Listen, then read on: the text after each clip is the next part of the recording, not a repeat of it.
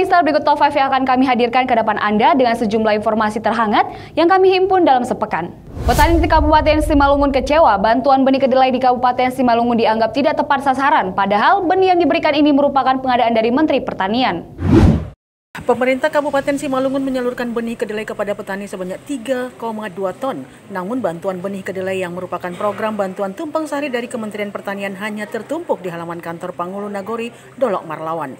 Pangulu Dolok Marlawan Jenner Simarmata mengaku bingung dan tidak tahu menahu adanya bantuan benih kedelai untuk kelompok tani di desanya. Ia bahkan menolak melakukan penandatanganan penerimaan benih karena yang dibutuhkan petani adalah bibit jagung dan padi. Benih kedelai itu dikemas dalam karung putih ukuran 20 kg per karung. Di bagian atas karung itu ada tertulis bantuan benih Direktorat Jenderal Tanaman Pangan tahun 2021. Juga ada tertulis CV Mandiri yang diduga sebagai distributor pengadaan benih kedelai. Sementara Bonu Turnip yang mengaku sebagai ketua kelompok tani Bona 1 Nagori Dolok Marlawan mengaku mereka mengetahui adanya program bantuan benih tumpang sari, tapi menurutnya yang mereka inginkan bukan benih kedelai melainkan benih jagung dan padi. Walau merasa benih itu bukan yang mereka inginkan, bantuan tersebut tetap diterima. Sementara itu, PPL dari Dinas Pertanian Simalungun itu menolak memberi keterangan mengenai bantuan benih kedelai yang menurut Pangulu dan petani tidak tepat sasaran. Alasannya petani di Desa Dolok Marlawan yaitu mayoritas petani padi dan jagung. Sejumlah guru mengeluh karena dana sertifikasi dipungli oknum sekolah di Kabupaten Dairi. Jumlah pungli berkisar Rp150.000 per triwulan. Dana tunjangan sertifikasi guru di SMP Negeri 1 Kecamatan Sumbul, Kabupaten Dairi diduga dipungli sebesar Rp150.000 per triwulan. Hal dugaan itu diakui salah seorang oknum guru penerima dana tunjangan sertifikasi di sekolah. Ia mengungkapkan setiap pencairan uang sertifikasi, ada oknum guru diduga suruhan oknum kepala sekolah mengutip untuk sertifikasi sebesar Rp150.000 per 1 triwulan. Alasannya uang tersebut untuk tambahan gaji honorer tata usaha di sekolah.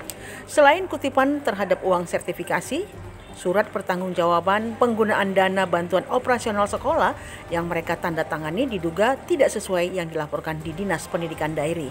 Kepala SMP Negeri 1 Sumbul Manalu ketika dikonfirmasi di sela-sela jam istirahat saat sedang mengikuti kegiatan di Dinas Pendidikan Dairi membantah tudingan pengutipan uang sertifikasi terhadap guru di sekolah yang dipimpinnya. Demak menyebutkan tidak ada guru yang komplain dan ribut terkait pencairan dana sertifikasi di sekolah tersebut. Dinas Pendidikan Kota Siantar mendapat sorotan, realisasi belanja dana BOS tahun 2020 disebut-sebut melebihi anggaran. Puluhan massa mengatasnamakan Lembaga Bantuan Hukum Independen dan Transparansi berunjuk rasa ke kantor Dinas Pendidikan dan Kejaksaan Tinggi Kota Pematang Siantar. Mereka mengkritisi pengelolaan bantuan operasional sekolah. Realisasi belanja dana BOS tahun 2020 melebihi anggaran sebesar 5 miliar lebih. Selain mengkritisi dana BOS, massa juga mengkritisi tidak berjalannya program penanggulangan bahaya narkoba. Kedatangan massa berkaitan dengan tidak dijawabnya surat klarifikasi yang mereka layangkan. Sayangnya di Dinas Pendidikan mereka tidak juga bertemu dengan PLT Kepala Dinas. Sebelumnya di Kejaksaan Negeri mereka meminta agar Kejaksaan melakukan pengawasan terhadap dugaan korupsi yang terjadi pada Dinas Pendidikan di Kota Pematang Siantar. Mahkamah Konstitusi atau MK menyatakan terpidana korupsi kini berhak mendapat remisi. Namun Undang-Undang Permasyarakatan ini bertolak belakang dengan Peraturan Pemerintah Nomor 99 Tahun 2012 yang melarang remisi kepada koruptor. Mahkamah Konstitusi menyatakan semua terpidana termasuk koruptor yang sedang menjalani masa pemidanaan di lembaga permasyarakatan berhak mendapat remisi sebagaimana dijamin Undang-Undang Permasyarakatan. Namun karena MK tidak berwenang mengadili peraturan pemerintah, MK tidak mencabut PP 99 tahun 2012 yang melarang remisi ke koruptor. Judicial review itu diajukan terpidana korupsi O.C. Kaligis yang sedang menghuni LP Sukamiskin. O.C. Kaligis tidak mendapatkan remisi karena tidak mau bekerja sama dengan aparat untuk membongkar perkara pidana lain. O.C. Kaligis tidak mendapat remisi terhalang peraturan pemerintah nomor 99 tahun 2012 pasal 34A ayat 1. Kita ke berita mancanegara. Raksasa properti Cina Evergrande Group mengalami kebangkrutan hingga terancam membayar utangnya yang mencapai 4.000 triliun rupiah. Kabar menggegerkan ini menjadi sorotan global dan Asia. Nasib raksasa properti Cina Evergrande Group terancam gagal bayar dengan total utang mencapai triliun rupiah menjadi sorotan dalam beberapa pekan terakhir, tak cuma di Cina, melainkan global dan Asia. Bahkan lembaga pemeringkat Fitch Ratings memangkas perkiraan pertumbuhan ekonomi Cina tahun ini akibat adanya kasus Evergrande yang mengalami ancaman kebangkrutan. Fitch Ratings memperkirakan pertumbuhan Tiongkok akan mencapai 8,1% tahun ini, turun dari sebelumnya yang berada di level 8,4%. Fitch juga menambahkan kejatuhan perusahaan properti itu juga merupakan imbas dari pengetatan peraturan oleh pihak berwenang yang ingin mengendalikan lonjakan harga properti dan pinjaman perusahaan yang berlebihan.